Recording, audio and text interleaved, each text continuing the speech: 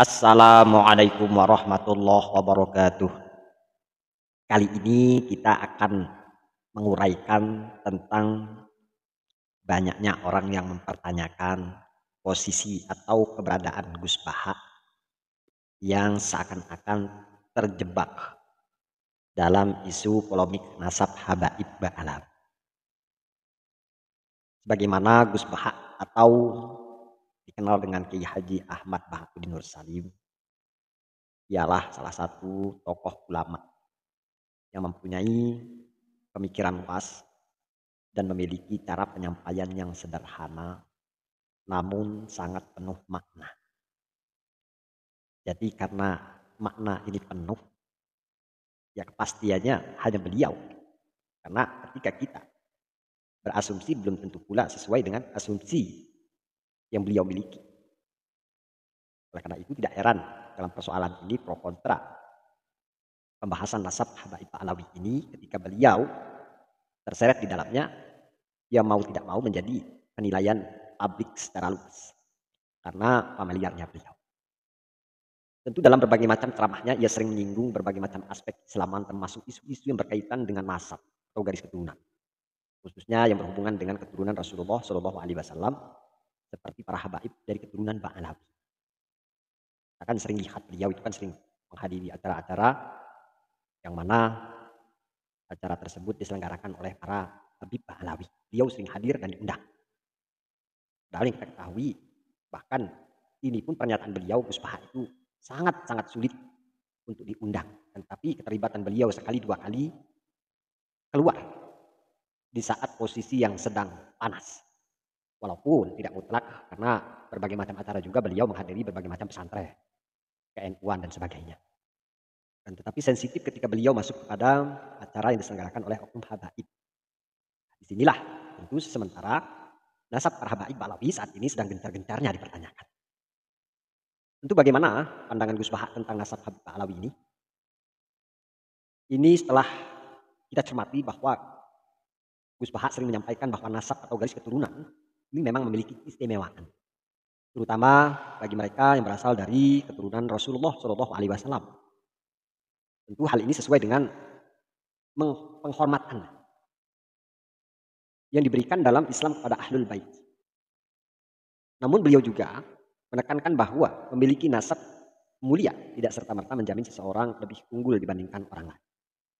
Ada dua pemahaman yang bisa kita simpulkan dari apa yang saya katakan bahwa ketika Gus Baha menyampaikan bahwa ada satu hal keistimewaan mengenai tentang garis keturunan yang sambung kepada baginda Rasulullah Shallallahu Alaihi Wasallam, sehingga dari sini ada yang mungkin memanfaatkan situasi dan kondisi sebagaimana keistimewaan itu bisa dimanfaatkan jangka pendek. Adanya kepentingan ataupun keperluan-keperluan, ya terutama duniawiyah. Sebagaimana yang kita ketahui akhir-akhir ini ya tidaklah heran bagi orang yang mengaku-ngaku demi kepentingan. Banyak terjadi.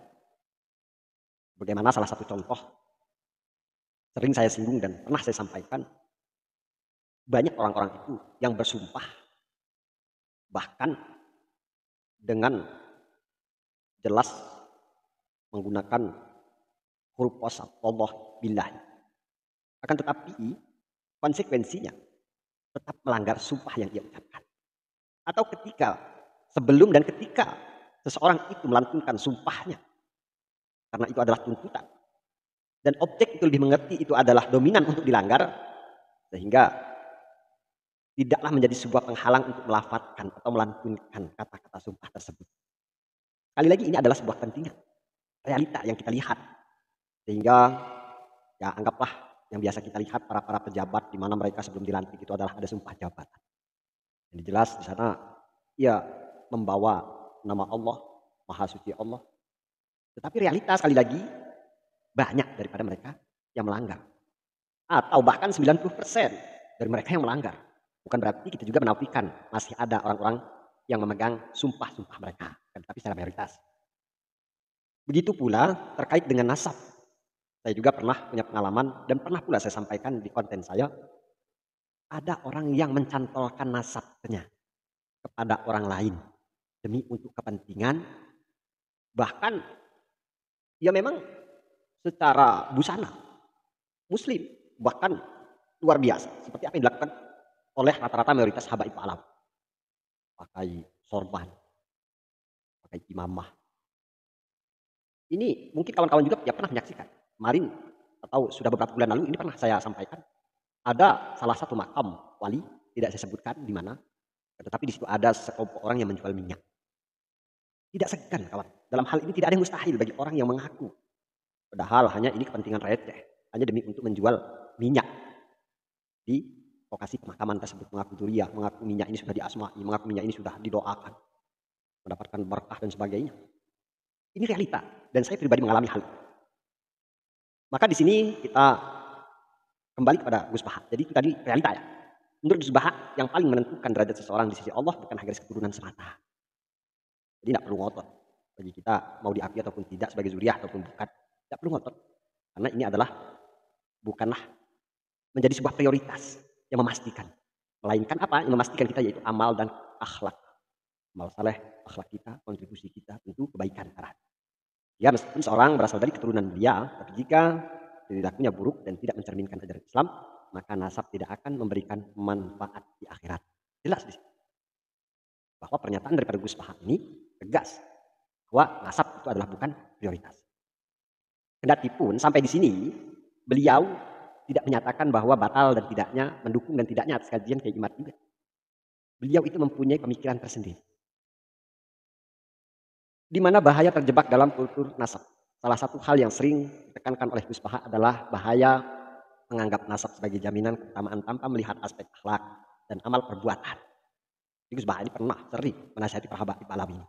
Beliau mengkritik sikap bagian orang yang selalu menyanjung dari segi nasab keturunan tanpa mempertimbangkan karakter dan keilmuan.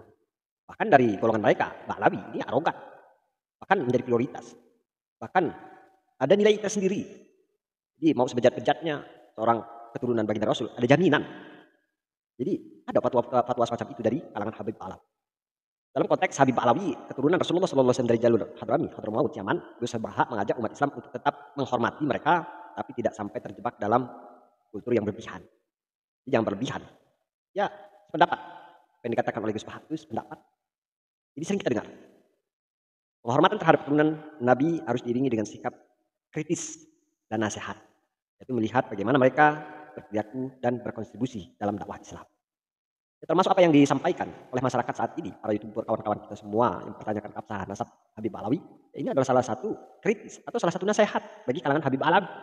Dan setidak-tidaknya dengan adanya pembelajaran ini, mereka bisa lebih hati-hati dan waspada.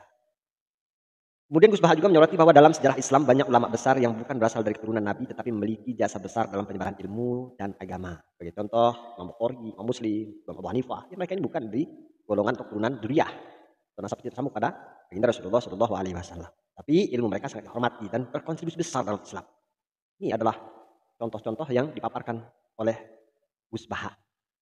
Jadi kesimpulan yang dapat kita ambil bahwasanya tanggapan Gus Baha terhadap isu nasab Habib Alawi mencerminkan pendekatan Islam yang adil dan seimbang. Ini menurut beliau, dia tidak berpihak pada habaib dan juga tidak condong kepada kajian penelitian Kiai Imad. Ya, kita kurang tahu apa landasan yang menguatkan beliau dalam menentukan prinsip tersebut. Dia menghormati nasab keturunan Rasulullah SAW, tetapi menolak kultur yang tahu hal yang berlebihan, yang biasa menyebabkan kesalahpahaman dalam memahami Islam. Yang paling utama adalah akhlak dan amal seseorang, bukan sekedar istilah keturunan. Ini tentu pesan dari Gus Baha, kesimpulan tentu yang dapat kita ambil dari sini. Jadi posisi Gus Baha masih belum bisa kita pastikan bahwa beliau ini percaya dengan Habib Alawi Dzurriyyah atau mendukung tentang kajian Kiai Imad. Tapi beliau dalam segi kematangan ilmunya mempunyai cara tersendiri. Dan ya kita perlu paham dan maklumi. Jadi jangan pula kita memframing beliau, memaksakan beliau, karena beliau punya cara unik dan tersendiri. Beliau ialah ulama Nusantara generasi yang masih panjang tentu, di mana memang kajian ilmu nasab ini adalah bukanlah kajian spesifik dominan yang beliau dalami. Beliau percaya diri memproklamirkan bahwa beliau adalah ahli tafsir, ilmu Quran, dan ilmu fikih. Jadi kalau kita tentu menyeret beliau berlebihan untuk mengkaji ilmu nasab, ya kita juga tidak elok. Begitu pula dengan kalangan Habib Pahlawi. Tidak pula dimanfaatkan sebagai batas framing bahwa seolah-olah Gus Baha juga akan mendukung apa yang kalian inginkan. Karena kita yakin Gus Baha ini hanya berdasarkan kajian dan ilmu. Dan saya yakin juga beliau ini ketika mendapatkan masukan, mendapatkan kritik, beliau juga akan lebih mengkoreksi. Beliau akan lebih penasaran tentunya. Bahkan apa yang disampaikan oleh Gus Jazuli, di mana meluruskan tentang sejarah, ya mungkin beliau juga meriset, mempelajari, ulang, memahami lebih mendalam. Kita tidak tahu. Tapi inilah tentu mudah-mudahan mencerahkan bagi masyarakat. Bagi kita tidaklah menjadi suatu problem yang berlebihan ketika Gus Baha ini tidak ikut serta secara langsung di dalam soal ilmu nasab. Tetapi sebaiknya kita juga harus melihat situasi dan kondisi ini agar tidak berkepanjangan. Ya, kalau beliau mau ikut meneliti, mau ikut mengkaji, itu yang kita harapkan. Tapi kalau beliau lebih dominan untuk tidak masuk ke dalam atau lebih dalam ranah isu nasab, ya juga tidak bisa kita paksa. Jelas beliau tidak pernah menyatakan bahwa keabsahan daripada nasab Habib Pahlawi tersambung pada baginda Rasulullah SAW terbukti berdasarkan kajian, penelitian, bahkan beliau tidak pernah membahas. Begitu pula pernyataan sebaliknya mengenai kajian yang dilakukan oleh Kiai Imad. Yang namanya kajian tidak bisa kita larang. Karena kalau kita seandainya satu pemahaman dan pendapat tidak ada khilafiyah, tentu buat apa kita menempuh pendidikan tinggi-tinggi? Buat apa kita belajar lama-lama? Karena disitulah janji Allah memberikan rahmatnya kepada hamba yang ingin belajar, di mana justru ilmu itu berasal terkadang dari khilafiyah yang ada. Berkembangnya ilmu itu seperti itu. Sudah jelas bahwasanya apa yang terjadi saat ini kita khusus lebih fokus pada kajian-kajian yang tentu mempunyai landasan dan dasar. Ini saja, tentu mudah-mudahan video ini bermanfaat dan saya kira wassalamualaikum warahmatullahi wabarakatuh.